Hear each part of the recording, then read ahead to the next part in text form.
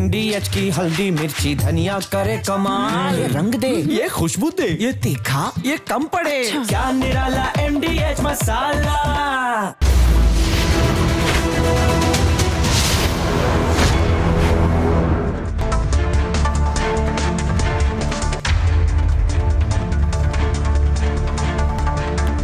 नमस्कार, मैं हूं आपके साथ मृदुल शर्मा और आप देख रहे हैं देश का नंबर 1 न्यूज शो ये भारत की बात है। होगी देश की हर बात, दिखाएंगे आपको देश और दुनिया की तमाम बड़ी खबरें। और आज की पहली बड़ी खबर आपको सावधान करने वाली, देश की सुरक्षा से जुड़ी हुई। भारत में आतंकी घुस गए दर्शकों, और इनकी तस्वीर मैं आपको दिखा रहा हूं। यह खबर आपको अलर्ट करने वाली है, आपको जरूर देखना चाहिए। तस्वीर दिखाइए, ये देखिए, पाकिस्तान ने हसनैन अली को भेजा है, इसके साथ आया है आदिल हुसैन और मोहम्मद उस्मान। ये तीनों आतंकी, आप इनकी तस्वीर देखिए, ये पाकिस्तान से भारत में हमला करने के लिए दाखिल हुए हैं। अब मैं आपको बताने वाला हूं ये कहां से घुसे हैं। देख रहे हैं आप, नेपाल बॉर्डर यानी जम्मू कश्मीर, जहां हमारी सीमा पाकिस्तान से लगती है, वहां से जब इनको कामयाबी नहीं मिली तो इन्होंने नेपाल का रास्ता चुना है, और नेपाल के रास्ते इन्होंने भारत में घुसपैठ की है और अलर्ट पर हैं इस समय।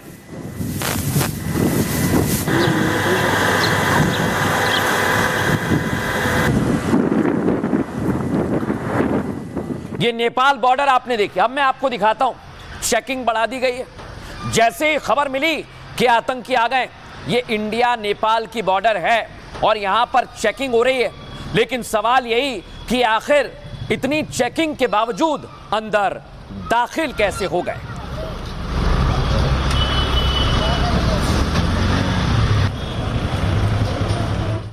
अब मैं आपको बताऊंगा ये आतंकी भारत में दाखिल क्यों हुए हैं, इनकी मंशा क्या है, इनके मंसूबे क्या है। इस समय बिहार में चुनाव की सुगबुगाहट, चाहे प्रधानमंत्री नरेंद्र मोदी हो या विपक्ष के नेता, महागठबंधन के नेता तेजस्वी यादव, सभी इस समय रैलियां कर रहे हैं। तो क्या आतंकियों के निशाने पर बिहार चुनाव में आने वाले नेता हैं? क्योंकि सिर्फ और सिर्फ पीएम मोदी और विपक्ष के नेता नहीं है, यहां पर कई बड़े नेता पहुंचेंगे। आपको दिखाता हूं कौन कौन बिहार में पहुंचने वाला है। देख रहे हैं आप, योगी आदित्यनाथ पहुंचेंगे, जो हिट लिस्ट में रहते हैं आतंकियों के। गृह मंत्री अमित शाह पहुंचेंगे, और इसलिए कहा जा रहा है ये आतंकी आखिर दाखिल क्यों हुए हैं, क्या इनके निशाने पर सियासी नेता हैं। लेकिन मैं एक बात बताना चाहता हूं, जहां से इनको सब कुछ जानकारी मिलती है और सब कुछ इनका रिमोट यहीं से चलता है। देख रहे हैं आप, यह है मसूद, हाफिज और मुनीर, और यहीं से रिमोट चलता है इनका। और इसलिए मैं कह रहा हूं, जब ऑपरेशन सिंदूर में आतंकियों को हमने ठोका तो इनके आका बिलबिलाने लगे, और अब ये भारत में हमले का प्लान बना रहे हैं। दिखाता हूं आपको।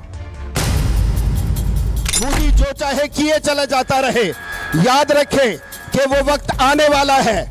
मोदी अगर दोबारा से हिम्मत करेगा तो इस मर्तबा इंशाअल्लाह अज़ीज हम रुकेंगे नहीं। आतंकिस्तान बाज नहीं आ रहा है। भारत के खिलाफ मुनीर और आतंकी एकजुट हो गए हैं। मुनीर, हाफिज और मसूद अजहर को भारत के खिलाफ जहर उगलने के लिए सरकारी मंच दे रहा है। ये आतंकी पाकिस्तानी हुक्मरान भारत के ऑपरेशन सिंदूर से बिलबिलाए हुए हैं। ने पाकिस्तान के आतंकी और सैन्य ठिकानों पर अभी सिर्फ स्थगित किया है। कश्मीर आतंकवाद से मुक्त होकर रहेगा, और होकर यह नया भारत है जो आतंक के खिलाफ सरहद के इस पार और उस पार दोनों तरफ प्रभावी कार्रवाई करेगा। भारत साफ कर चुका है कि आतंकवाद के खिलाफ ऑपरेशन सिंदूर जारी रहेगा। ऐसे में दुश्मनों की जमीन में छिपे आतंकियों ने भारत में घुसपैठ की कोशिश के नए रास्ते खोज निकाले हैं।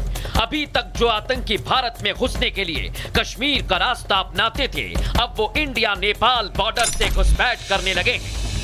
दोनों देशों में किस तरीके से हाथ मिलाने का जो सिंबल है वो दिखाई दे रहा है आपको। तमाम जो पर्यटक आते हैं वो भी यहाँ पे देखिए सेल्फीज लेते हैं, फोटोज लेते हैं, और इसी के साथ साथ जिस तरीके से अगर बात की जाए तो लोग भी जाते रहते आते रहते, यानी कि उनसे कोई कुछ पूछने वाला नहीं है। खतरे की बात ये कि तीनों आतंकी भारत में घुस चुके हैं, आपके बीच कहीं छिपे हुए हैं। इनसे सतर्क रहना है जब तक ये ठोके नहीं जाते। अब मैं आपको बताता हूं दर्शकों, ये आतंकी भारत में कैसे दाखिल हुए, कहां से दाखिल हुए और इनके निशाने पर क्या क्या हो सकता है। दिखाता हूं आपको। ये देख रहे हैं आप, ये बिहार है और बिहार से नेपाल की सीमा लगती है।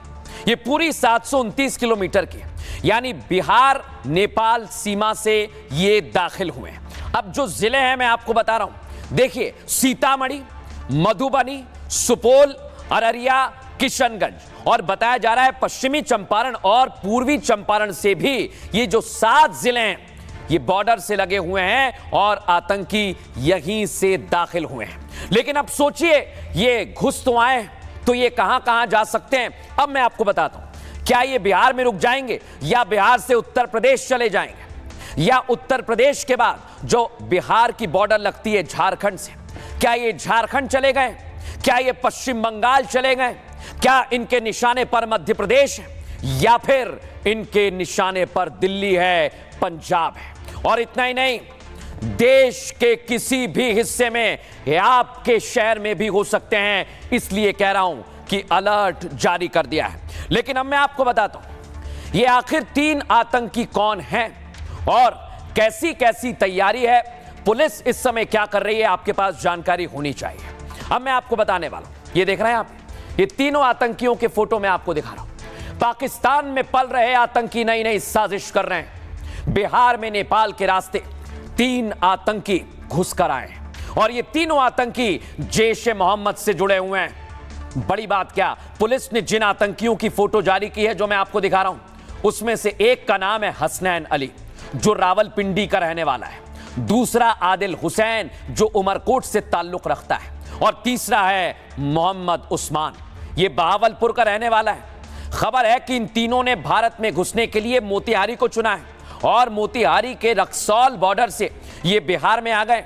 ये आतंकी अभी भी भारत में ही हैं, जो हमारे और आपके लिए बहुत बड़ा खतरा है। दर्शकों, मैं बता रहा हूं आपको। ऐसे में बिहार पुलिस मुख्यालय में देखिए अलर्ट पर है, नजर रखी जा रही है। सभी जिलों को खुफिया तंत्र को एक्टिव करने के लिए कहा गया, इनपुट जुटाने और संदिग्धों पर कड़ी नजर रखने के आदेश भी दे दिए गए। अब आप सोचिए, अगर ये बिहार में आ गए, बिहार में क्या हो रहा है, हमारे सहयोगी प्रकाश की रिपोर्ट आपको दिखाते हैं। बिहार के बॉर्डर पर जो नेपाल से जुड़ा हुआ इलाका है वो लगभग 1600 से 1800 किलोमीटर का है, जो कि पोरस बॉर्डर है और सेफ गेटवे है आतंकवादियों के लिए, क्योंकि उसी बॉर्डर से मान लीजिए काठमांडू से आते हैं और बिहार में प्रवेश करना बिल्कुल आसान है, क्योंकि इधर से उधर लोग आते जाते रहते हैं। और हमने देखा है कि बिहार के पश्चिम चंपारण के जंगल में, इनफैक्ट नेपाल के बॉर्डर में, यासीन बतकल को बिहार पुलिस ने ही आईबी के इनपुट पर, बिहार आईबी के इनपुट पर 2012-13 में गिरफ्तार किया था। और कई ऐसे आतंकवादियों को की गिरफ्तारी दरभंगा मॉड्यूल जैसे पहले चलता था और स्लीपर सेल्स भी चलते थे आज से 15-20 साल पहले। तो इस तरह की घटनाएं हुई हैं, तो इससे इनकार नहीं किया जा सकता है कि कोई आतंकवादी घुस आया हो बिहार में। अब मैं आपको जो दिखाने वाला हूं वो आपके लिए बड़ा जरूरी है, क्योंकि अगर ये आतंकी आपके आसपास कहीं हुए तो क्या होगा, इसलिए इनकी तस्वीर दिखाता हूं। ये इनके आई कार्ड है और ये हमने एआई से तस्वीर को साफ किया है। दर्शकों, ये फुल फ्रेम आप तस्वीर देखिए, इस पर इनाम भी घोषित किया गया है। इसका नाम है हसनैन अली। ये पहला आतंकी हुआ। अब मैं आपको दूसरी तस्वीर दिखाता हूं। दूसरी तस्वीर है आदिल हुसैन की। ये आप देखिए, ये है आदिल हुसैन। ये आदिल हुसैन जो है ये भी साथ में आया है, उमरकोट का रहने वाला है। और अब मैं आपको दिखाता हूं तीसरी तस्वीर। तीसरी तस्वीर है मोहम्मद उस्मान। ये बहावलपुर का रहने वाला है और इस पर भी इनाम घोषित किया गया है। लेकिन अभी आपने देखा पहलगाम का हमला हुआ है। अब मैं आपको बताने वाला हूं, इन आतंकियों ने पहलगाम का मॉड्यूल अपनाया है। ये कैसा मॉड्यूल है, आइए जरा दिखाता हूं। खबर है कि भारत में इनकी घुसपैठ को 1 हफ्ता हो गया है। सोचिए जरा, जैश के तीनों आतंकी अगस्त के दूसरे हफ्ते में काठमांडू पहुंचे। वहां से पिछले हफ्ते ही ये बिहार में घुस गए और आतंकियों ने घुसपैठ के लिए पहलगाम जैसा मॉड्यूल अपनाया है। पहलगाम हमले में शामिल आतंकी भी पहले ही भारत में घुस आए थे। अब पाकिस्तानी आतंकी किसी भी भेष में आपके बीच हो सकते हैं। देख रहे हैं आप ये कहीं रेलवे स्टेशन पर, किसी संदिग्ध घर में, मेट्रो स्टेशन पर हो सकते हैं। आपको अलर्ट पर रहना है। ये आतंकी भारत के किसी भी कोने में हो सकते हैं और आशंका है कि आतंकी बिहार में बड़ी वारदात को अंजाम दे सकते हैं। इनका मकसद बिहार में किसी बड़ी घटना को अंजाम देना है और बिहार में घुसे हुए इन 3 आतंकियों के पासपोर्ट भी बरामद किए गए। मोतिहारी पुलिस ने तीनों आतंकियों पर 50,000 रुपए का इनाम घोषित किया है। साथ ही तीनों आतंकियों की खोज के लिए जिले भर में पुलिस, सशस्त्र सीमा बल और अन्य सुरक्षा एजेंसियां जुटी हुई हैं। भारत नेपाल की सीमा इस वक्त हाई अलर्ट पर है। भारत नेपाल सीमा पर सघन जांच अभियान चलाया जा रहा है और आपको यह बताता हूं कि भारत और नेपाल के बीच ओपन बॉर्डर है, यानी कोई आ जा सकता है आराम से। इससे नेपाल से बिहार के रास्ते भारत में एंट्री काफी आसान होती है और नेपाल सीमा की पगडंडी के रास्ते घुसपैठ की आशंका है।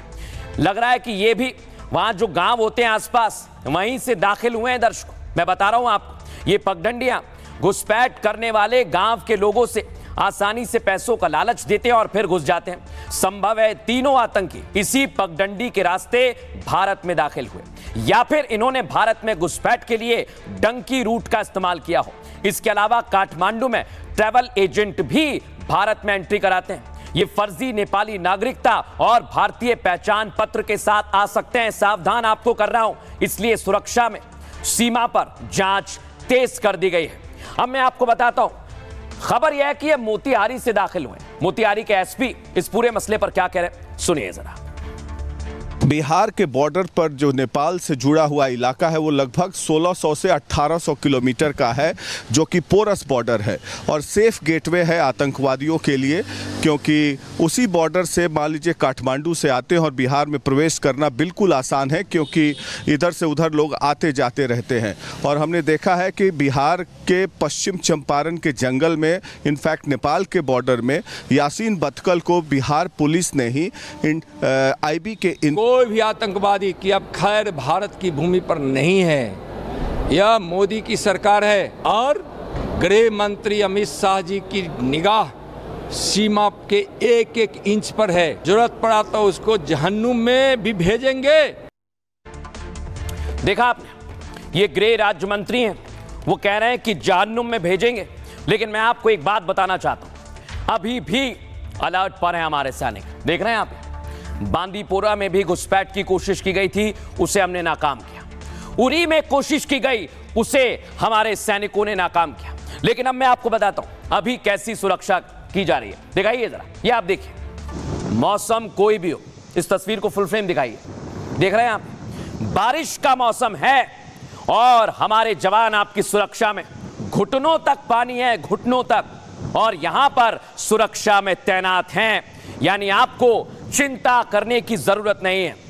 और इसलिए मैं कह रहा हूं कि अभी हमारे सैनिक आपकी सुरक्षा में तैनात हैं। लेकिन मैं आपको बताता हूं किस सीमा पर कौन से सैनिक तैनात रहते हैं, क्योंकि आतंकी कहीं से भी आ सकते हैं। भारत की जमीनी सीमाएं 7 देशों से लगती हैं। इन देशों में चीन है, पाकिस्तान है, बांग्लादेश है, नेपाल, भूटान, म्यांमार और अफगानिस्तान।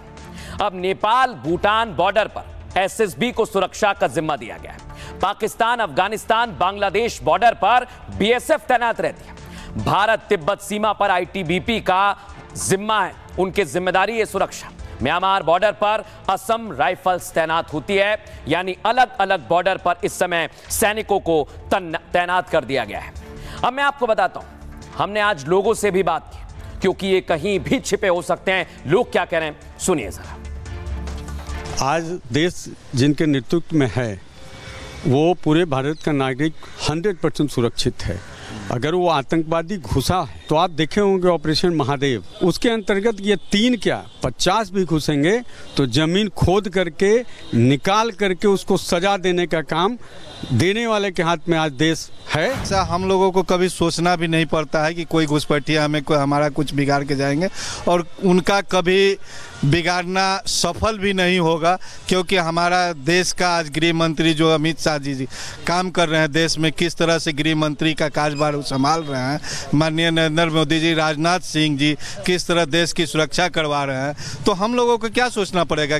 शासन महकमा हरकत में आ गया है और हमें उम्मीद है कि इस सरकार में एक्शन होते देरी नहीं लगता है और इससे यहाँ के आम आवाम को डरने की आवश्यकता नहीं है। सोचिए आप, ये आतंकी बार बार भारत की तरफ क्यों आ रहे हैं? ये भारत में घुसपैठ चाहते हैं, भारत में हमला करना चाहते हैं, और इस पर एक्सपर्ट क्या कह रहे हैं, रक्षा विशेषज्ञ क्या कह रहे हैं, आपको सुनना ही चाहिए। कंफर्म रिपोर्ट्स हैं कि 3 आतंकवादी वहाँ से घुसे हैं, बिहार की तरफ आ रहे हैं। इसको हम पकड़ ज़रूर लेंगे, लेकिन इसका इम्प्लीकेशन क्या है, इसकी समझ क्या है? इसकी समझ ये है कि अब पाकिस्तान अलग अलग जगहों से इन्फिल्ट्रेशन करेगा, अलग अलग जगहों पर, बिहार हो जाएगा, चाहे वो बांग्लादेश का बॉर्डर होगा, वहाँ से कहीं स्ट्राइक करेगा, और इस जो स्ट्राइकिंग कैपेबिलिटी को वो हमारे पूरे भारत देश में फैलाएगा। क्योंकि बिहार में इलेक्शन है, बिहार के टाइम किसी भी तरह की कोई स्ट्राइक होती है टेररिज्म से रिलेटेड, तो ऑब्वियस बात है वो न्यूज़ बनती है, बहुत बड़ी न्यूज़ बनती है, और वहाँ पर ऐसा दिखाया जाएगा पाकिस्तान द्वारा कि ये तो उन्होंने किया नहीं है, क्योंकि ये तो नेपाल से आई हुई है। सो सबसे बड़ी बात यह है कि हमें बहुत ज़्यादा केयरफुल रहना पड़ेगा। अब आपको एक जानकारी दे दूं, ये आतंकी अगर आपको कहीं दिखते हैं तो आपको खबर देनी है, इनाम भी घोषित किया है। सुनिए जरा पुलिस क्या कह रही है आप लोगों से। सूचना एजेंसियों की तरह एक इनपुट जारी किया गया था और इस इनपुट पे काम करते हुए हम लोग लगातार जो है वो हाई अलर्ट पे हैं और बॉर्डर एरियाज में जो है लगातार वाहन चेकिंग चल रहा है। अब पूरे जिला के पुलिस को भी, थानों को भी अलर्ट किया गया है और तीनों संदिग्ध लोगों पर 50,000 के इनाम की घोषणा भी की गई है और आम जनता से अपील किया गया है कि अगर ये 3 संदिग्ध व्यक्ति कहीं भी दिखाई देते हैं तो आप नज़दीकी थाना को सूचना दें या डायल 112 को कॉल कर आप सूचना दे सकते हैं। अब मैं आपको बताता हूं, ये आतंकी अगर बिहार आ रहे हैं तो ये चाहते क्या हैं? क्या इनके निशाने पर नेता हैं? क्योंकि इस समय राहुल गांधी की रैली चल रही है और आतंकी अलर्ट के बाद राहुल की यात्रा में बड़ा बदलाव किया गया है। दर्शक,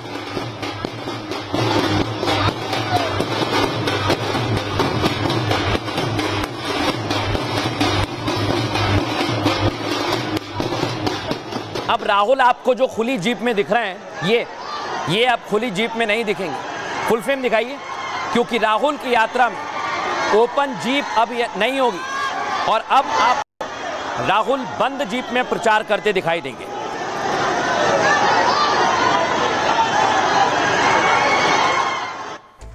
अब मैं आपको दिखाता हूं, ये आतंकी जो घुसे हुए हैं ये राहुल गांधी के लिए भी दिक्कत पैदा कर रहे हैं, क्योंकि राहुल की यात्रा जहां जहां से गुजर रही है वो चुनौती पैदा कर रही है। अब मैं आपको दिखाता हूं, बिहार के 7 जिले हैं जो नेपाल से लगते हैं और उनमें से 4 जिलों में राहुल गांधी की यात्रा चल रही है। देख रहे हैं आप, ये अररिया से राहुल की यात्रा शुरू होती है, सीतामढ़ी जाती है, सीतामढ़ी के आगे जाती है कहां पर? मधुबनी में, और मधुबनी से आगे जाके यात्रा को अभी हाल फिलहाल के लिए सुपौल में बदलाव किया गया, क्योंकि आतंकियों को भी घुसपैठ के लिए 1 हफ्ता हो चुका है। दर्शकों, इस बीच मौका देखकर वो आतंकी हमला कर सकते हैं और वोटर अधिकार यात्रा में बड़े नेता शामिल हो रहे हैं। सिर्फ इसलिए सैकड़ों कांग्रेस के समर्थक होते हैं और यात्रा का हिस्सा भी वो बन रहे हैं, इसलिए राहुल की यात्रा के आगे के रूट में बदलाव किया गया है। अब मैं आपको बताता हूं, आतंकी आ गए, देख रहे हैं। राहुल गांधी 12 दिनों से बिहार में वोटर अधिकार यात्रा पर, इसको मूव मत कीजिए आप। राहुल गांधी सीतामढ़ी में थे जब आतंकी अलर्ट जारी किया गया, उसके बाद अभी राहुल गांधी की यात्रा के रूट में बदलाव किया गया है। सीतामढ़ी में वो जिस कैंप में रुके हुए थे वहां से सीधे जानकी मंदिर पहुंचे। यहां रास्ते में कई जगह पर स्वागत मंच बनाया हुआ है और आपको यह भी बता दूं, वहां सुरक्षा कारणों की वजह से राहुल गांधी नहीं रुके हैं। जानकी मंदिर में दर्शन के बाद राहुल का रोड शो भी था, लेकिन वो आतंकी अलर्ट की वजह से कैंसिल कर दिया गया, यानी रोड शो नहीं होगा। इसके अलावा राहुल अब ओपन जीप की जगह बंद गाड़ी में चल रहे हैं। अब मैं आपको बताता हूं, राहुल गांधी की सुरक्षा पर सवाल खड़ा हो रहा है, लेकिन सिर्फ राहुल नहीं, कई नेता और आप लोग यानी आम जनता की सुरक्षा पर भी सवाल है। दिखाते हैं।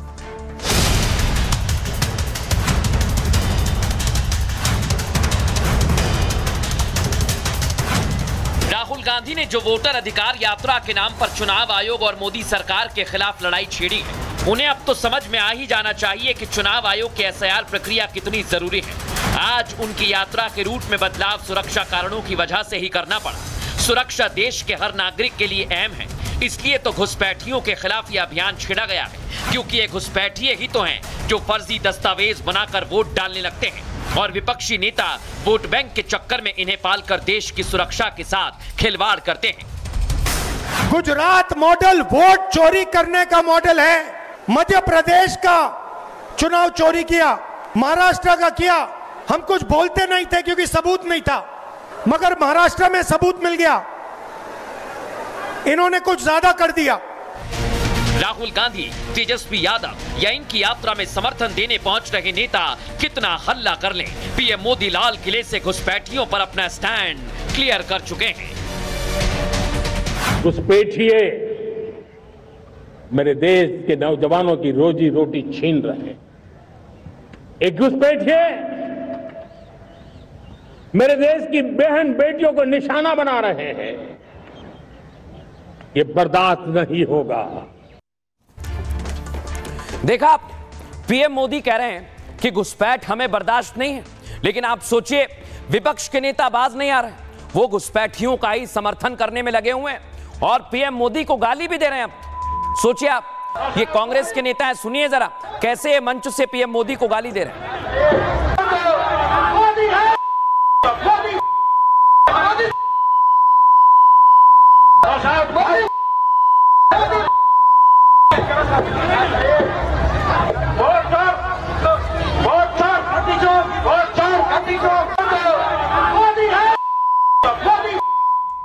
सोचिए आप, देश के प्रधानमंत्री को गाली दी जा रही है और इसकी खबर जैसे ही योगी आदित्यनाथ तक पहुंची, देखिए जरा, उन्होंने तुरंत सोशल मीडिया पर पोस्ट किया है और भड़क गए योगी आदित्यनाथ। उन्होंने कहा कि 140 करोड़ भारतवासियों की भावनाओं का अपमान है।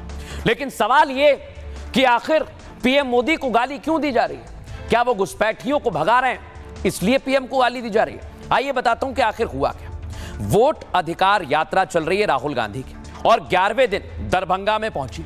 दरभंगा के अंतरबेल में राहुल गांधी के लिए मंच बनाया गया। उस मंच पर मौजूद जो राहुल के ठीक पीछे व्यक्ति खड़ा हुआ है ना, इसका वीडियो है वो, जो पीएम मोदी को गाली दे रहा है। पीएम मोदी के लिए अपशब्द कहता है ये। सोचिए आप, इसका विरोध शुरू हुआ तो कार्यक्रम के आयोजक आ गए, ये भी आ गया, माफी मांग रहा है। जाले विधानसभा के नौशाद ने कार्यक्रम का आयोजन कराया था और वो इस सीट से कांग्रेस की टिकट की दावेदारी कर रहा है, लेकिन बीजेपी इसे पीएम मोदी का अपमान बता रही है और पार्टी की तरफ से इसका जमकर विरोध भी किया गया है। और आपको यह बता दूं कि अभी इस पर सियासत भी हो रही है। कौन क्या कह रहा है, सुनिए जरा। कांग्रेस और आरजेडी के मंच से बिहार के अंदर आदरणीय प्रधानमंत्री श्री नरेंद्र मोदी जी के प्रति जिस प्रकार की अभद्र और अशिष्ट नारे लगाए गए हैं, अत्यंत निंदनीय और राजनीति के गिरते हुए अमर्यादित चरित्र को दर्शाता है। यही तो लेवल है, उनकी मां के बारे में भी किया गया है। क्या इतना घटिया हो गई है कांग्रेस पार्टी कि भारत के प्रधानमंत्री, उनकी मां जिसने गरीबी में भारत के प्रधानमंत्री को बड़ा किया, अब वो दुनिया में नहीं है, उनके बारे में ऐसे शब्दों का प्रयोग करती है। तीखे से तीखा वार आप मर्यादित शब्दों में कर सकते हैं, पर इस तरीके से गाली गलौज करना, वो भी देश के प्रधानमंत्री के लिए, ये कतई कोई स्वीकार नहीं कर सकता। जिस तरह कांग्रेस पार्टी और राष्ट्रीय जनता दल के कार्यकर्ताओं ने आदरणीय प्रधानमंत्री नरेंद्र मोदी जी को अपशब्द कहा, ये लोकतंत्र के लिए शर्मसार करने वाला दिन है। अगर राजनीतिक गद्दी उन्हें नहीं मिलती है तो वो कुछ दिनों के बाद उस व्यक्ति को जो लोकतांत्रिक रूप से चुन के आता है, मुझे कष्ट हो रहा है, उसे माँ की गाली भी हम दे सकते हैं। अपनी क्षमता से यदि इस देश के प्रधानमंत्री बने, जनता के आशीर्वाद से प्रधानमंत्री बने, तो नेहरू परिवार और कांग्रेस को यह रास नहीं आ रहा। चुने हुए प्रधानमंत्री को मां बहन की गाली दोगे? सोचिए, बीजेपी कह रही है कि आप प्रधानमंत्री को गाली देंगे, और जिसने ये पूरा कार्यक्रम आयोजित करवाया वो अब माफी मांग रहा है। सुनिए जरा कैसे बदल गया वो।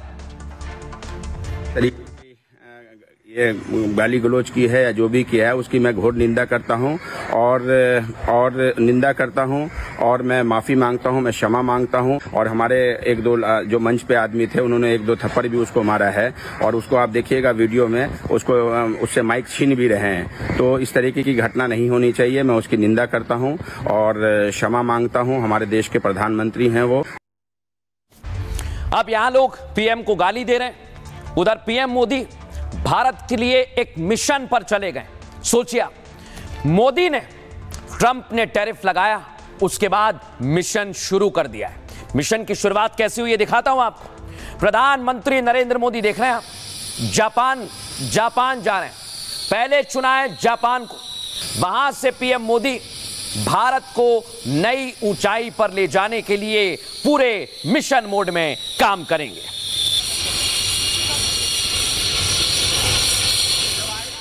अब मैं आपको बताता हूं, जापान में देखिए भारतीय समुदाय के लोग पहुंच गए और इंतजार किया जा रहा है। सुनिए जरा कैसे ये पीएम मोदी का इंतजार कर रहे हैं।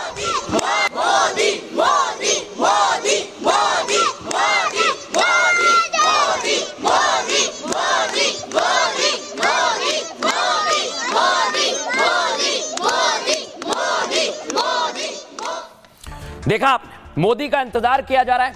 कुछ लोग वेलकम के, ये देख रहे हैं आप, छोटे छोटे बच्चे पहुंचे और ये देशभक्ति गाना भी गा रहे हैं। सुनिए जरा।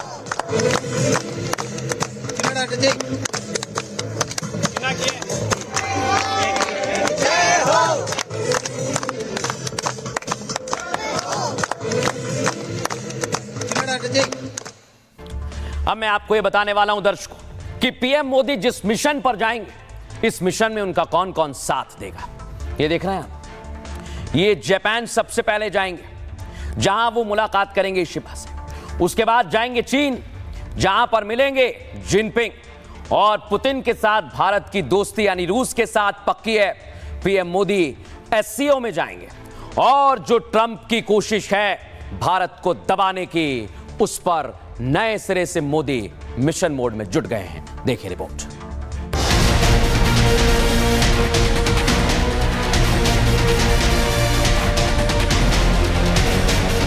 डोनाल्ड ट्रंप को जो करना था वो कर दिया। 25 से 50% टैरिफ बढ़ाकर अपना असली चेहरा दिखा दिया। पीएम मोदी को दोस्त दोस्त बताकर पीछे से पीठ में छुरा घोंप दिया। अब बारी पीएम मोदी की है। मोदी मिशन ट्रंप पर निकल चुके हैं। प्रधानमंत्री पहले जापान जाएंगे, फिर चीन पहुंचेंगे।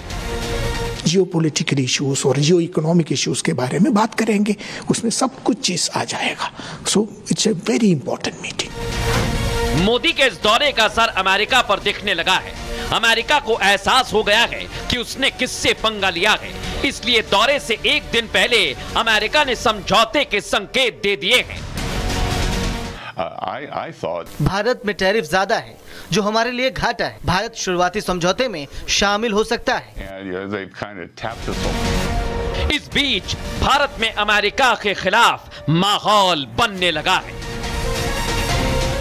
अमेरिका में भी महंगाई इस कदर बढ़ेगी कि ट्रंप को खुद ही ये टैरिफ वापस लेना पड़ेगा।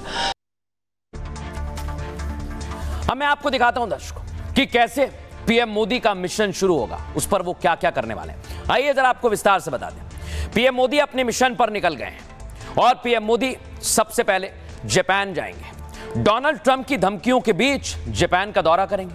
पीएम मोदी 7 साल बाद जापान जा रहे हैं दर्शकों। पीएम मोदी और जापान के पीएम जो आपको यहां पर दिख रहे हैं, कल इशिबा के साथ बैठक होगी। शिखर बैठक इसे नाम दिया है जब दोनों नेता बैठे। भारत और जापान के बीच ये 15वां शिखर सम्मेलन होगा, जहां दोनों के बीच रक्षा और आर्थिक मोर्चे पर समझौते होंगे। भारत में निवेश बढ़ाने और जापान में निर्यात पर जोर दिया जाएगा। खबर तो यह है कि जापान भारत में 68 अरब डॉलर का निवेश करेगा। मोदी 2 दिन 29 और 30 तारीख को 30 अगस्त को जापान में रहेंगे। उसके बाद मोदी जाएंगे चीन। देख रहे हैं आप, इधर 31 और 1 सितंबर को चीन में रहेंगे और पीएम मोदी यहां पर एससीओ की बैठक में हिस्सा लेंगे। लेकिन यहां सबसे महत्वपूर्ण बात क्या है? शी जिनपिंग से मुलाकात होगी दर्शकों, क्योंकि डोनाल्ड ट्रंप की दादागिरी का शिकार चीन भी है और चीन ने भारत की तरफ दोस्ती का हाथ बढ़ा दिया है। खबर है कि चीन में पीएम मोदी पुतिन से भी मिलेंगे। सोचिए आप, क्योंकि एससीओ की बैठक में व्लादिमीर पुतिन शामिल होंगे। मोदी और पुतिन की इस बैठक पर दुनिया भर की निगाहें टिकी हुई हैं, क्योंकि ट्रंप ने पुतिन से दोस्ती को लेकर ही मोदी को टारगेट किया है। ट्रंप के टारगेट के बावजूद मोदी ने दोस्ती तोड़ने से इनकार कर दिया है, क्योंकि रूस हमारा पुराना मित्र है। अब मैं आपको सुनवाता हूं इस मामले पर क्या कहा जा रहा है, क्या कह रहे हैं राजदूत, सुनिए जरा।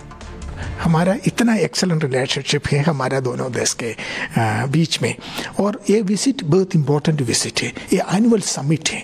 दोनों लीडर्स जब दे मीट ये वो डिस्कस करेंगे, रिव्यू करेंगे क्या कितना प्रोग्रेस में आया है, और एक नया road map for the next 10 years would be worked out.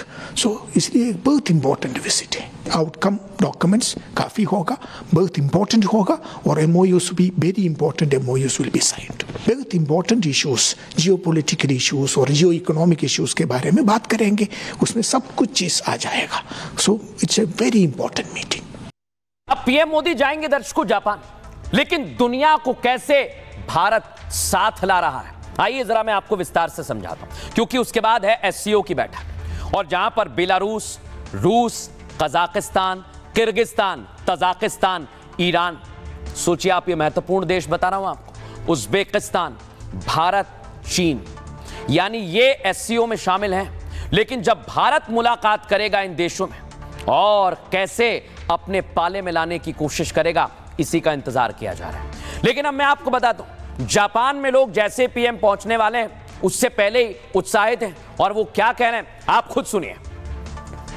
Modi ji जो भारत का सपना साकार करने के लिए विश्व यात्रा पे चल रहे हैं, इसके लिए हम बहुत खुश हैं, और एज ए इंडियन हम लोग स्वागत के लिए तैयार हैं। वेलकम मोदी जी, आप आते हैं तो हमारे दिलों की शान आन बान सब बढ़ जाती है। इंडिया और जापान के रिलेशन से रिलेटेड अगर बात करूं तो 50,000 पीपल का ये अपना टेक्नोलॉजी से रिलेटेड, तो जापान और इंडिया का एक कल हमको लगता है कि एक MOU साइन होगा, जिसमें 50,000 लोग इंडिया से जापान आएंगे जॉब से रिलेटेड और वर्क स्किल को लेकर। सहलेगा तन वतन की खातिर, गोली की बौछारों को दे देंगे कुर्बानी अपनी चिता बीच अंगारों को। खून की होली खेल तिरंगा फहराएंगे हम, रूह जगत में जय घोष करेगी वंदे मातरम, वंदे मातरम, वंदे मातरम। भारत माता की जय, भारत माता की। अब बड़ी दिलचस्प बात आपको बता रहा हूं, पीएम मोदी मिशन पे गए, डोनाल्ड ट्रंप की दिल की धड़कन बढ़ने लगी है, ट्रंप परेशान हो गए, और मैं मजाक में कोई बात कहता नहीं। भारत अमेरिका के रिश्ते काफी पेचीदा हैं। ये कौन कह रहा है? अमेरिका के वित्त मंत्री कह रहे हैं, स्कॉट बेसेंट। सोचिए आप जरा, स्कॉट बेसेंट का बयान आया है, भारत दुनिया का सबसे बड़ा लोकतंत्र है, अमेरिका सबसे बड़ी अर्थव्यवस्था है, आखिरकार हम दोनों को साथ आ ही जाना चाहिए। भारत में टैरिफ ज्यादा है, यह हमारे लिए घाटा है। सोचिए आप कैसे इनके स्वर बदल रहे हैं। भारत शुरुआती समझौते में शामिल हो सकता है, रूस से तेल की खरीद का मामला मुश्किल पैदा कर रहा है। अब एक और है, पीटर नवारो, ये ट्रंप के ट्रेड सलाहकार है। सोचिए, ये कह रहे हैं रूस यूक्रेन जंग मोदी पर बार बार निशाना साधा जा रहा है। ट्रंप के ट्रेड सलाहकार पीटर नवारो ने कहा है कि यूक्रेन जंग को मोदी की वजह से खींचा जा रहा है।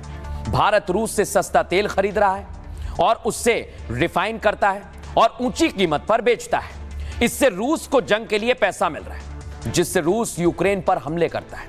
उन्होंने कहा कि भारत को समझना होगा, अगर वो रूस और चीन के साथ जाता है तो ये उसके लिए फायदेमंद नहीं होगा। अब मैं आपको बताता हूं एक और, केविन हैसेट, ये ट्रंप के आर्थिक सलाहकार हैं। वो कह रहे हैं कि भारत जिद पर अड़ा हुआ है, भारत को रूस से तेल आयात रोकना होगा। अगर ऐसा नहीं हुआ तो टैरिफ में कोई नरमी नहीं होगी। अगर भारत ने रवैया नहीं बदला तो ट्रंप भी पीछे नहीं हटेंगे। भारत को अमेरिका से व्यापार के लिए बड़ा दृष्टिकोण अपनाना होगा। भारत पर टैरिफ शांति के लिए, रूस यूक्रेन जंग रुकवाने के लिए है। सोचिए आप, इस तरह की बातें की जा रही हैं। लेकिन भारत ने बता दिया है कि हमें जापान भी है, रूस भी है, चीन भी है और कई देश हैं जिनके साथ हम मित्रता निभाएंगे, क्योंकि अमेरिका ने धोखेबाजी की है। सुनिए जरा क्या कुछ कहा जा रहा है। भारत दुनिया का सबसे बड़ा लोकतंत्र है, अमेरिका सबसे बड़ी अर्थव्यवस्था है। आखिरकार हम दोनों साथ आ जाएंगे। भारत में टैरिफ ज्यादा है जो हमारे लिए घाटा है। भारत शुरुआती समझौते में शामिल हो सकता है। यूक्रेन जंग मोदी की वजह से चल रहा है। भारत रूस से सस्ता तेल खरीद कर उसे रिफाइन करता है और ऊंची कीमत पर बेचता है। इससे रूस को जंग के लिए पैसा मिलता है, जिससे रूस यूक्रेन पर हमले करता है। भारत जिद पर अड़ा है। भारत को रूस से तेल आयात रोकना होगा। अगर ऐसा नहीं हुआ तो टैरिफ में कोई नरमी नहीं होगी। अगर भारत ने रवैया नहीं बदला तो ट्रंप भी पीछे नहीं हटेंगे। अब मैं आपको बताने वाला हूं दर्शकों, ट्रंप पूरी तरह से फंस गए, पूरी तरह से फंस गए। ट्रंप का उनके देश में विरोध किया जा रहा है। देखिए, जो बाइडेन और इधर यहां पर विरोध किया जा रहा है। और अब मैं आपको बताता हूं प्रधानमंत्री मोदी की तस्वीर, ये आप देखिए। प्रधानमंत्री नरेंद्र मोदी जापान के लिए निकल गए और जैसा मैंने आपसे कहा कि उधर ट्रंप का विरोध हो रहा है और इधर पीएम मोदी ने कह दिया है कि वो जापान भी जाएंगे, चीन भी जाएंगे और आप लोगों के लिए, भारत के लिए काम करते रहेंगे।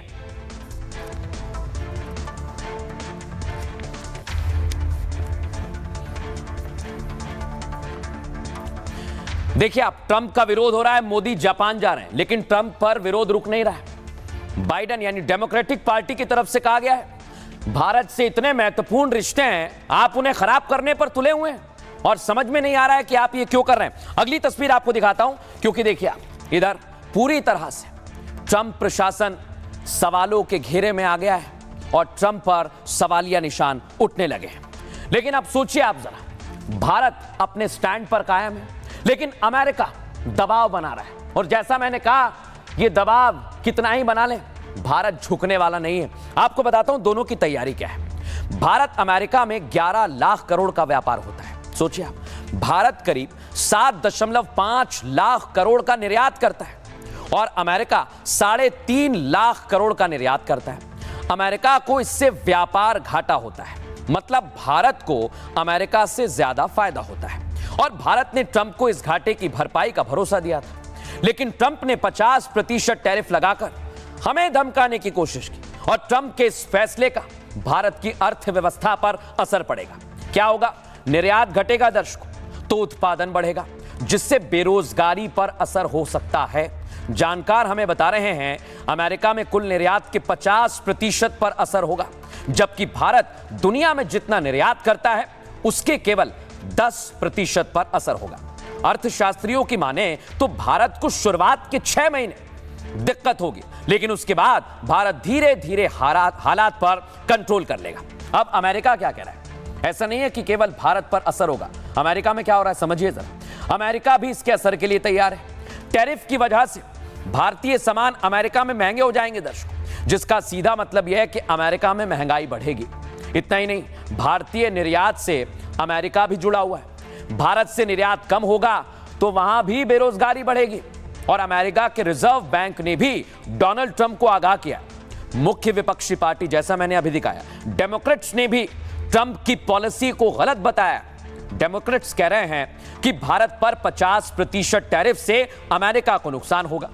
भारत अमेरिका के मजबूत रिश्ते प्रभावित होंगे, जिससे दूरगामी असर होगा, यानी भविष्य में प्रभाव पड़ेगा। अब आप सोचिए, इस पर सियासी प्रतिक्रिया भी सामने आ रही है। सुनिए जरा क्या कुछ कहा जा रहा है।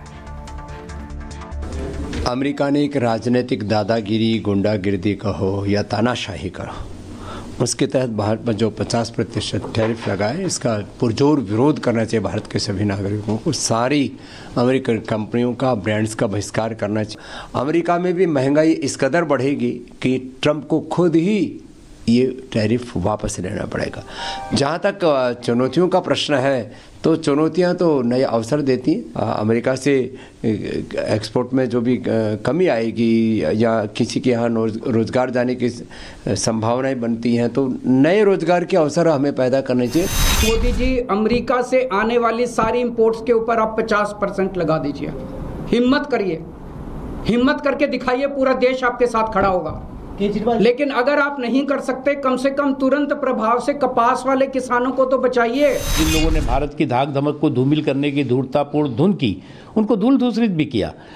इसलिए भारत सुरक्षित हाथों में है और भारत के लोगों का संकल्प पूरी तरह से सशक्त है कि भारत जो है वो मजबूती से आगे बढ़ेगा और इस तरह के जो भी चुनौतियां आएंगी उस पर विजय हासिल करेगी। इन सरकार को इसमें तुरंत सहायता देनी चाहिए उन लोगों को, जिससे ये लोग बेरोजगार ना हो जाए।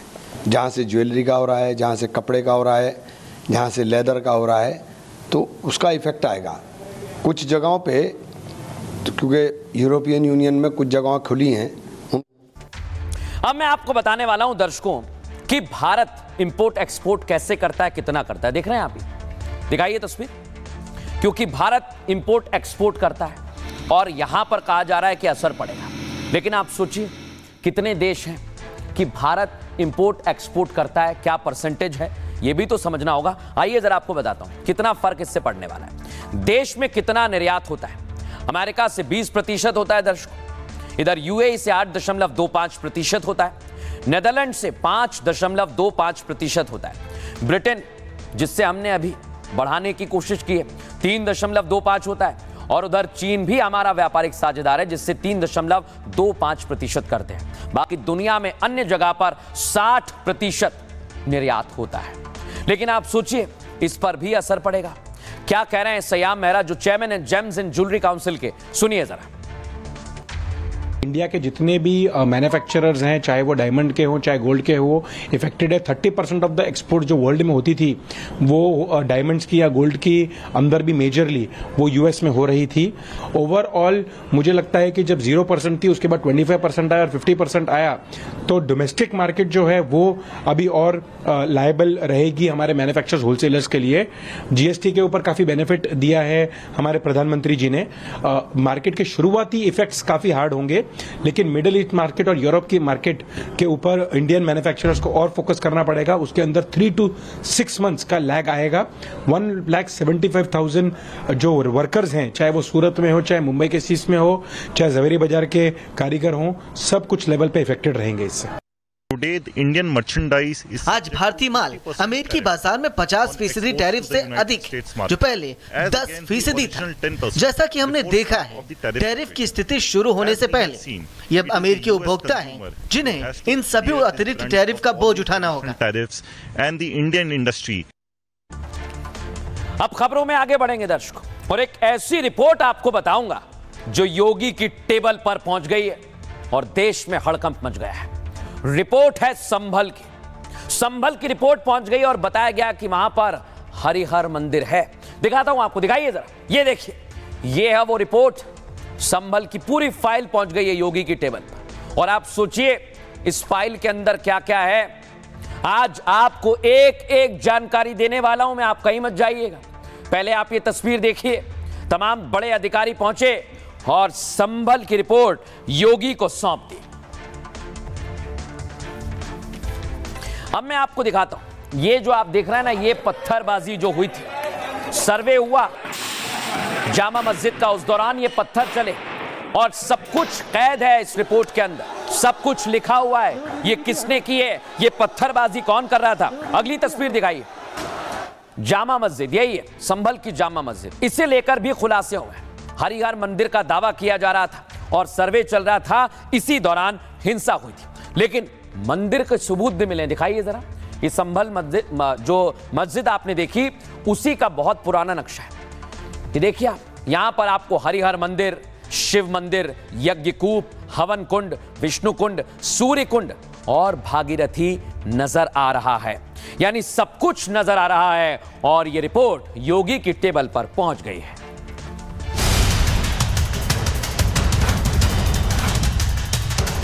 संभल में हालात बहुत ही सेंसिटिव हैं। सर्वे टीम को एलिमिनेट करने की पूरी प्लानिंग थी। ये बायस रिपोर्ट है। जिस दिन हिंदू समाज के लोग इस देश में घट गए, ये देश सेकुलर नहीं रहेगा। ये दंगा और नफरत फैलाने वाली रिपोर्ट है। संभल हिंसा पर न्यायिक जांच आयोग की रिपोर्ट पर बवाल हो गया है। रिपोर्ट की माने तो संभल में हिंदुओं को मारने का प्लान था, दंगाइयों को बाहर से बुलाया गया, हिंसा में विदेशी हथियारों का इस्तेमाल हुआ। रिपोर्ट में हरिहर मंदिर के सबूत मिलने का दावा किया गया है। मुस्लिम धर्मगुरु रिपोर्ट पर सवाल उठा रहे हैं, संभल में दंगा होने की धमकी दे रहे हैं। ये दंगा और नफरत फैलाने वाली रिपोर्ट है। इसकी वजह से फिर संभल में दंगे भड़केंगे, फिर हिंदू मुसलमान होगा। देखा आप, रिपोर्ट तो पहुंच गई, लेकिन इस रिपोर्ट में है क्या? पूरी रिपोर्ट आपके लिए लेकर आया हूं और रिपोर्ट में एक एक बात आप सुनेंगे तो हैरान हो जाएंगे। दिखाता हूं आपको क्या है रिपोर्ट में। संभल की यही फाइल पहुंच गई है। पहला, प्लान करके हिंसा कराई गई। 24 नवंबर 2024 को हिंसा को लेकर प्लान बनाया गया था। सांसद जियाउर रहमान बर्क ने नमाजियों को उकसाया। स्थानीय सपा विधायक के बेटे सुहेल इकबाल, इंतजामिया कमेटी के पदाधिकारियों की भूमिका बताई गई है। जामा मस्जिद की इंतजामिया कमेटी ने साजिश रची है। दर्शकों, दूसरा पॉइंट, तुर्क पठान के नाम पर भड़काया। सांसद बर्क के बयान, हम इस देश के मालिक हैं, इस बयान पर इलाके के पठान भड़क गए। कन्वर्टेड हिंदू पठानों ने बर्क के बयान का विरोध किया, जिसके बाद हिंसा और ज्यादा भड़क गई। तीसरा पॉइंट क्या है? हिंदुओं को निशाना बनाकर मारा गया। 2024 की हिंसा में हिंदुओं को मारने की तैयारी थी। हिंदू मोहल्लों में भारी सुरक्षा के चलते ऐसा नहीं हो सका। हिंसा के लिए दंगाइयों को बाहर से बुलाया गया था। और जो ये रिपोर्ट बता रहा हूं आपको, चौथा पॉइंट, विदेशी हथियार वाला। आयोग की रिपोर्ट में दावा किया गया है संभल दंगों में विदेशी हथियार मिले। रिपोर्ट में मेड इन यूएसए हथियार मिलने का जिक्र है। पांचवा पॉइंट सुनिए, संभल में आतंकियों के बड़े समर्थक हैं, वो संगठनों से जुड़े हुए हैं। अलकायदा और कई आतंकी संगठन यहां पैर पसार चुके हैं। अवैध हथियार और नारकोटिक्स गैंग पहले ही यहां पर सक्रिय है। सिर्फ इतना ही नहीं, ये जो पॉइंट हैं ये बताने के लिए काफी हैं कि संभल में बहुत बड़ी प्लानिंग के साथ हिंसा की। सुनिए जरा विष्णु शंकर जैन क्या कह रहे हैं और रशीदी इस पर क्या जवाब दे रहे हैं।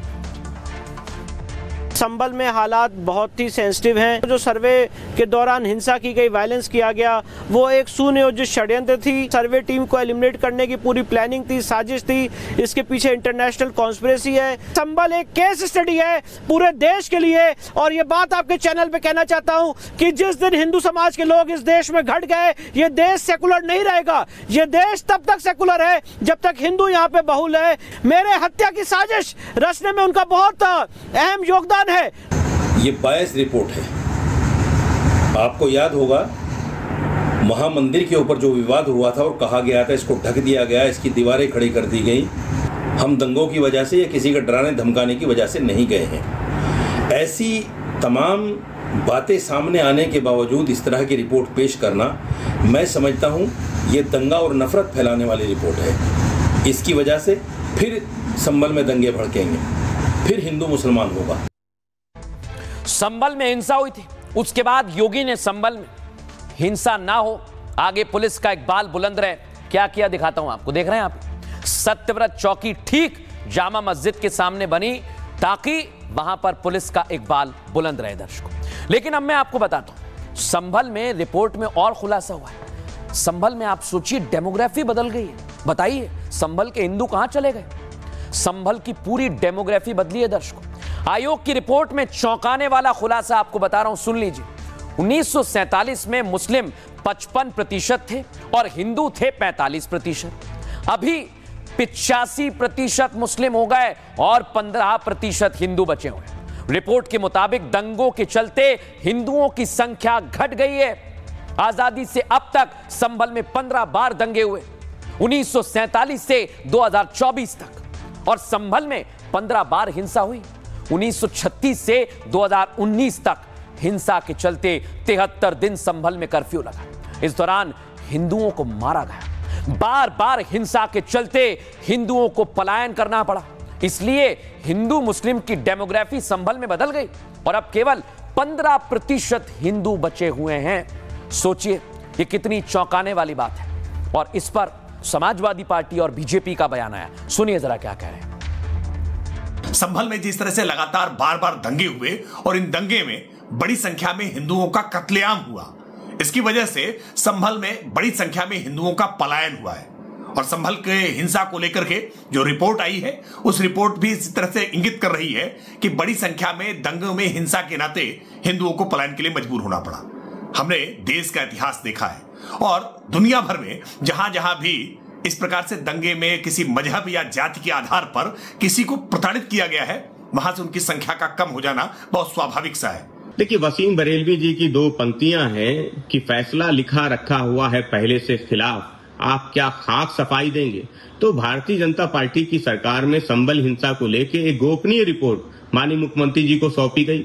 उस गोपनीय रिपोर्ट में क्या लिखा हुआ है, ये उस कमेटी के हेड मीडिया के सामने चर्चा करते हैं, लेकिन वो रिपोर्ट गोपनीय है। सूचना विभाग बताता है क्या चलाना है क्या नहीं चलाना है, लेकिन वो रिपोर्ट गोपनीय है। तो ऐसी गोपनीय रिपोर्ट के बारे में जनता भली भांति जानती है।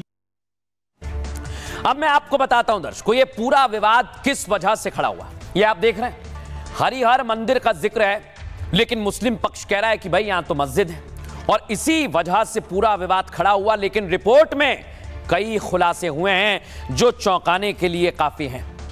अब मैं आपको बताता हूं, जामा मस्जिद और हरिहर मंदिर को लेकर यह विवाद कैसे बढ़ा और अब इस मामले पर क्या खुलासा हुआ है, कौन सा पक्ष क्या कह रहा है, आइए जरा आपको बताता हूं। देखिए, हरिहर मंदिर तोड़कर मस्जिद बनाई गई, ये हिंदू पक्ष कह रहा है। 1529 में बाबर ने हरिहर मंदिर को तोड़ा। हिंदू पक्ष ने बाबरनामा आईने अकबरी किताब का जिक्र किया है और इन दोनों किताबों में हरिहर मंदिर की बात लिखी हुई। बाबर ने मंदिर तोड़कर मस्जिद में बदलने की कोशिश की। हरिहर मंदिर हिंदुओं की आस्था से जुड़ा हुआ है। मान्यता के अनुसार भगवान कल्कि यहीं अवतार लेंगे। मुस्लिम पक्ष क्या कह रहे हैं?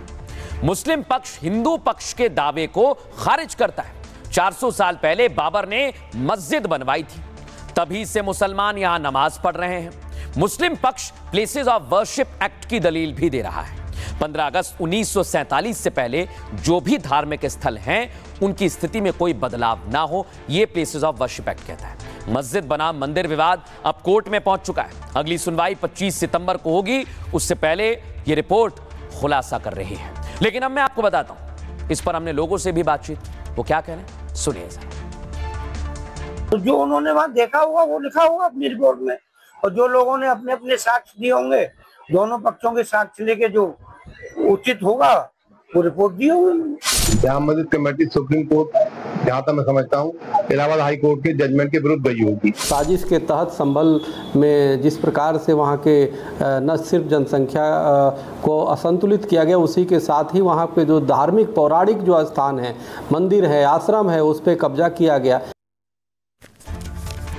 सोचिए जरा, अब खबरों में आगे बढ़ेंगे। संभल में ये सब हो रहा है, इधर देश में एक और बड़ी समस्या है, लेकिन ये समस्या प्राकृतिक है। बताता हूं, आसमान से बारिश यानी पानी बरस रहा है और ये बारिश अब आफत की बारिश बन गई। सबसे पहले आपको तस्वीर दिखाता हूं, देखिए पंजाब में लोग फंस गए, आर्मी का हेलीकॉप्टर पहुंच गया। आप सोचिए, आप बीचों बीच फंसे, क्या करें, ऐसे रेस्क्यू है, देखिए जरा।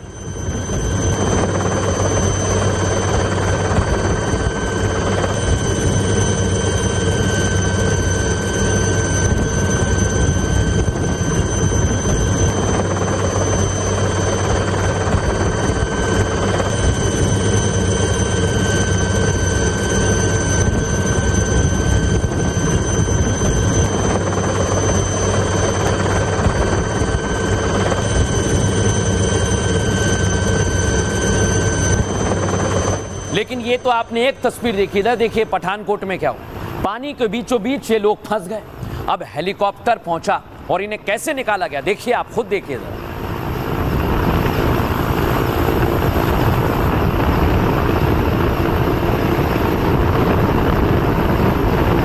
ये आप देखिए कैसे लोगों को निकाला जा रहा है।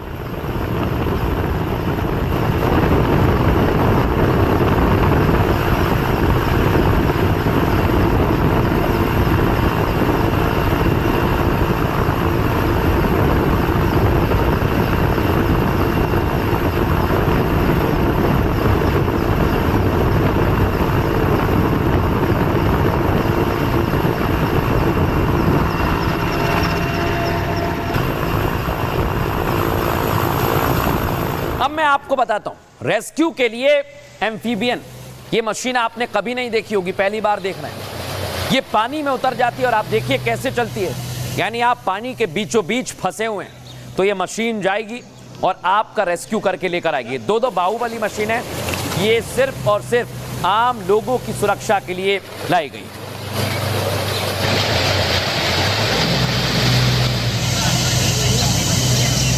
एक और है ना?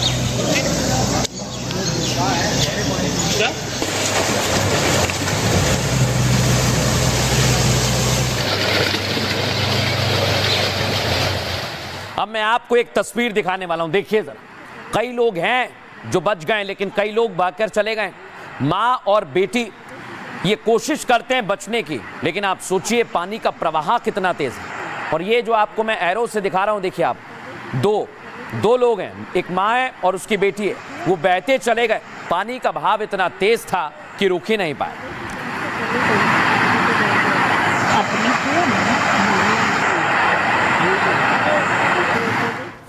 अब मैं आपको बताता हूं, ये तो आपने उत्तर भारत में देखा, लेकिन साउथ में क्या हो रहा है, कर्नाटक में क्या हो रहा है, ये आपको दिखाते हैं। देखिए, ये है बीदर कर्नाटक की तस्वीर। यहां पर भी भीषण बाढ़ की वजह से हालात खराब हो गए, नदियां उफान पर हैं।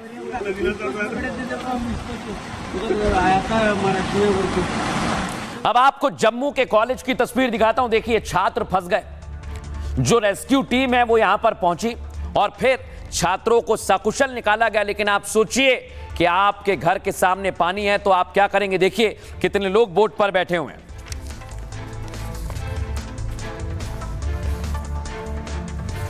अब मैं आपको एक और तस्वीर दिखाता हूं, यह है तेलंगाना की तस्वीर। नेशनल हाईवे पूरा डूब गया है, किसी को कुछ दिखाई ही नहीं दे रहा है।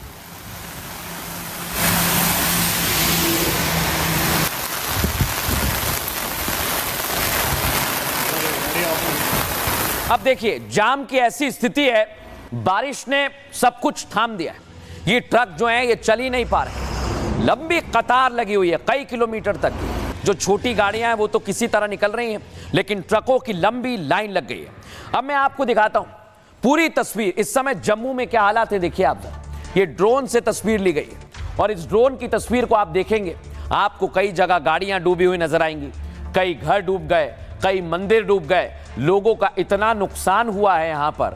आप सोचिए जरा, किसी की गाड़ी पर पेड़ गिर गया, कोई मिट्टी में बहकर चली गई। देखिए आप कहां कहां पर गाड़ियां फंसी हुई हैं, जो बता रही हैं कि इस समय बारिश ने जबरदस्त कहर मचा दिया है। अब आपको जम्मू में देखिए, ये मंदिर है एक पूरे मंदिर के अंदर मलबा आ गया, कहीं पर मलबा आ गया है, कहीं पर इतनी मिट्टी आ गई है और लोग परेशान हो रहे हैं।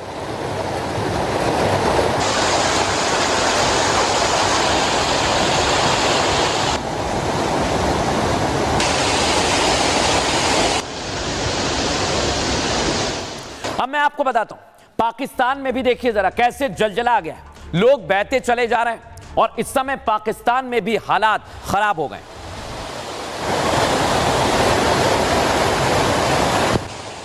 और ये आप देखिए पाकिस्तान में बीचों बीच लोग फंस गए, एक दो नहीं 15 लोग फंस गए और इन्हें निकालने की भी कोशिश की जा रही है।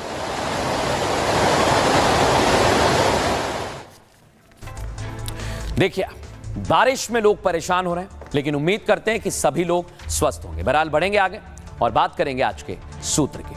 आज हमने सूत्र लिया है श्रीमद् भगवद गीता से। स्त्वान रूपा सर्वस्य श्रद्धा भवति भारत, श्रद्धामयोऽहं पुरुषो यो यच्छद्रः स एव सः। इसका अर्थ क्या होता है सुनिए जरा। भगवान श्री कृष्ण ने गीता में अर्जुन को उपदेश दिया और कहा, इंसान जैसा विश्वास करता है वैसा ही बन जाता है। इसलिए व्यक्ति को हमेशा खुद पर भरोसा करना चाहिए और सकारात्मक सोच रखनी चाहिए। जो व्यक्ति जिस चीज में दृढ़ विश्वास रखता है वो उसी के मुताबिक व्यवहार करने लगता है और उसी के अनुरूप बन जाता है। इसलिए हम आपसे यही कहेंगे कि किसी भी कार्य को करें तो दृढ़ संकल्प के साथ करें और अपना बहुत ख्याल रखें। भारत की बात है में इतना ही।